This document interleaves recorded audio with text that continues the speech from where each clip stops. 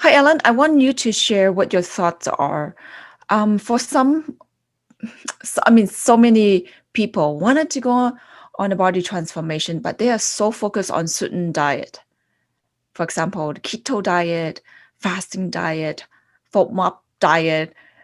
What do you think is the best route for people? You mean when it comes to eating Yeah, for, I mean, you have also made transformation for your own body. And people, for myself, I want to live a happy life, meaning I can eat whatever I want, whenever I want. But then so many people think that we have to go through like a strict diet to get there.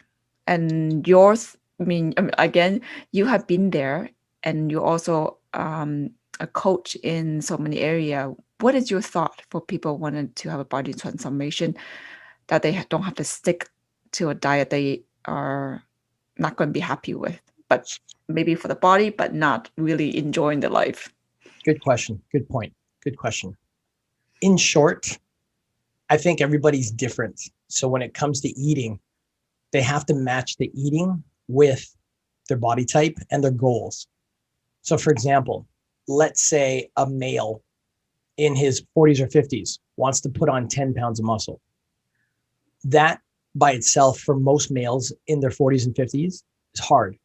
Mm. So they have to know, well, what kind of food do you have to eat and how do you have to train to pack on muscle? Now, take the opposite of that. Let's say we take a female who's in her 40s and 50s and she wants to build some muscle, but she's got a lot, like 20, 30 pounds of excess body fat that she wants to get rid of. Mm. Well, the first thing we got to do is find out what's their metabolism type and how do they have to eat in order to hit that result. The interesting thing in short about diets, I go diets because it's like a strict way of eating, is that everyone kind of looks at diets as like, oh God, this is the be all end all. And I'm not going to like this. I'm not going to enjoy it, but crap, if I want to get that body, I have to do this and I got to do it forever. Well, the truth is that we're all going to have to sacrifice a little bit. Yes.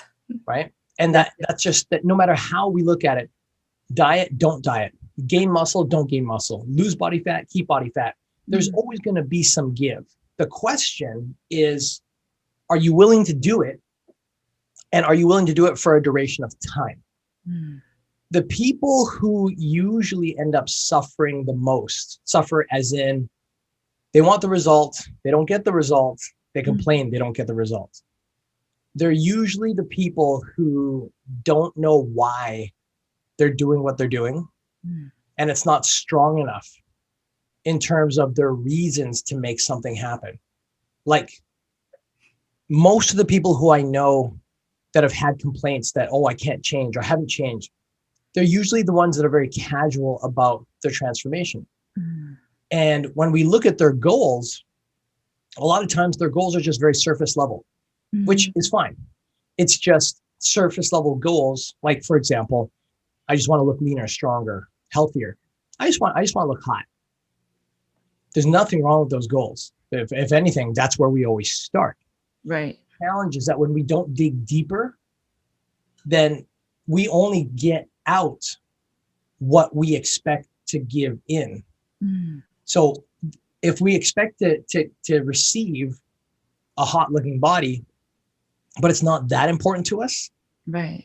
then when there's a little pain, like, oh, I got to diet, oh, I got to cut certain cheat meals out, then the cutting out of the meals is way too painful. Mm. Why? Because in comparison, looking hot is nice, but it's not at the top of the priority list. Right. Now, let's take you, for example. 2018, all you wanted was a nice butt, lean arms, and to look good in your dresses. Mm-hmm. 2018 was fine. In my bikinis.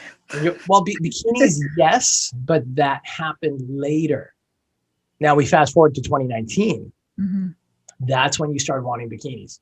That's Mm. when you started thinking, okay, I'm going to go up on a stage. And then when you made the decision, okay, I, Helen Fong, am going to take on this challenge Mm. of getting up on stage. of competing against other women half my age in something I've never done before in my life.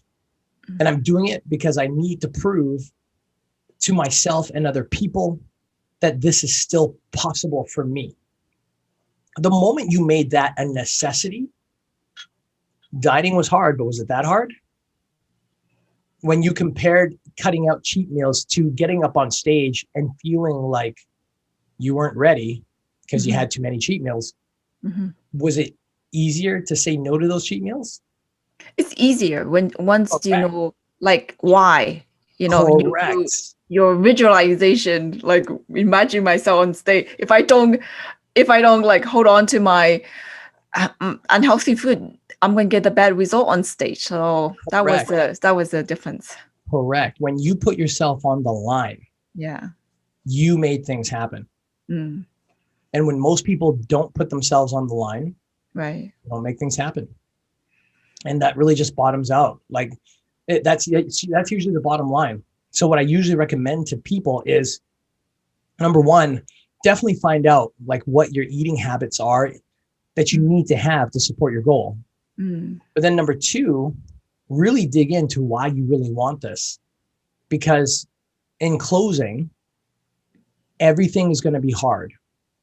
The question is, what are you comparing your hard to?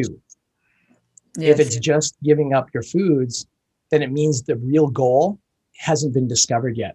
But when you discover that goal, when you find out the real reason why you want to make that change, everything else from transforming your body to cutting out certain cheat meals to having to eat more or less, drinking more water, that becomes a lot simpler because you know exactly why you're doing it. Exactly. So it doesn't matter what diet you're in, as long as you know your why and have a discipline, good discipline. Correct. 100%. Yes. Thank you. Thank you.